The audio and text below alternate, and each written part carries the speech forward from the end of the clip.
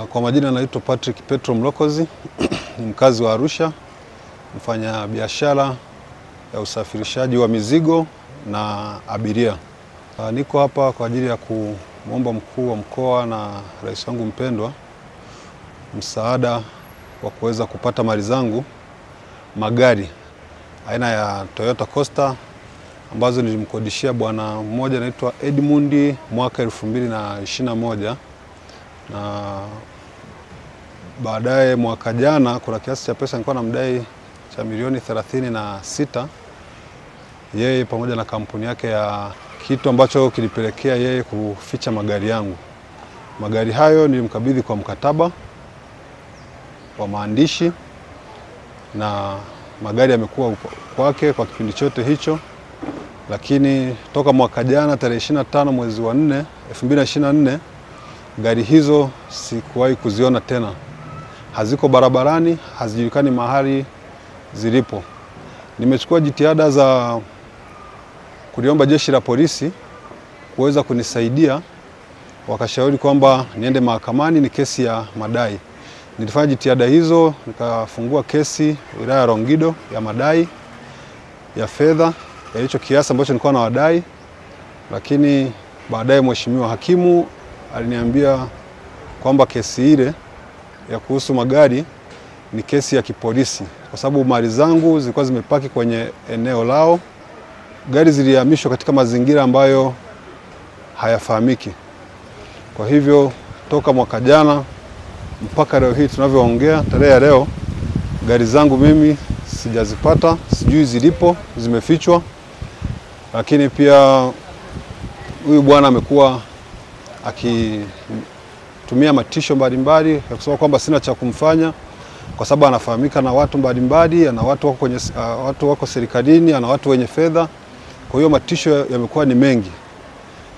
Familia yangu inaishi kwa mateso sana, na mikopo ambayo nilichukua benki kwa ajili ya kujikwamua kama kijana.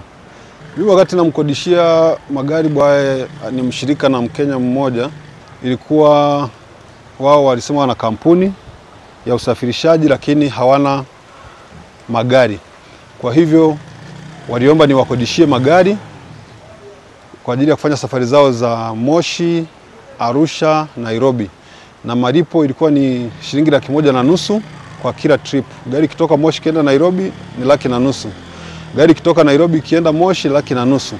Gharama za boda, gharama za driver, allowance, kila kitu, service ndogo ndogo zote walikuwa wanazifanya wao kama kampuni.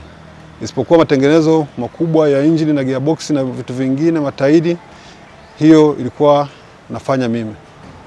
Kwenye kampuni yao kulikuwa na sintofahamu mwaka jana 2024 mwezi wa 4, na hapo ndipo nilipobaini kwamba kuna kitu hakiendi sawa.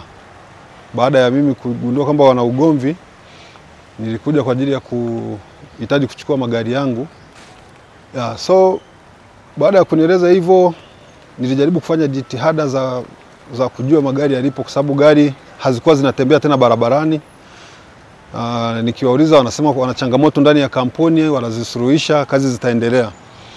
Lakini baada ya mwezi kwenda kuulizia magari yalipokuwa, wakaniambia gari zilihamishwa, na eneo tulipokuwa tukizipaki zile gari ni kwenye eneo la huyo ndugu yake. Baada ya kutaka kurudishiwa gari zangu, Koka hakutoa ushirikiano wa aina yoyote ile. Badala yake, na baada ya kuona kwamba inazidi kuwa changamoto, ndio nikaamua kulishirikisha jeshi la polisi kwamba nina magari yangu nilikuwa nimempatia mtu fulani, lakini huyo mtu hanipi majibu yanayoeleweka. Wao nimejaribu kufanya jitihada za kuweza kukutana nao, kuzungumza nao, lakini kwa namna tunavyoishi nao na nature ya namna ambavyo wamejitengenezea kwamba ni royal family, imekuwa ni ngumu namna ya kukaa kuzungumza nao. Ndio nina uthibitisho mahali ndipo nunua hizo gari, lakini pia nina mkataba ambao nilikuwa nimewakabidhi magari, na nina kadi original za magari ambayo inasoma majina yangu Patrick Petro Mlokozi.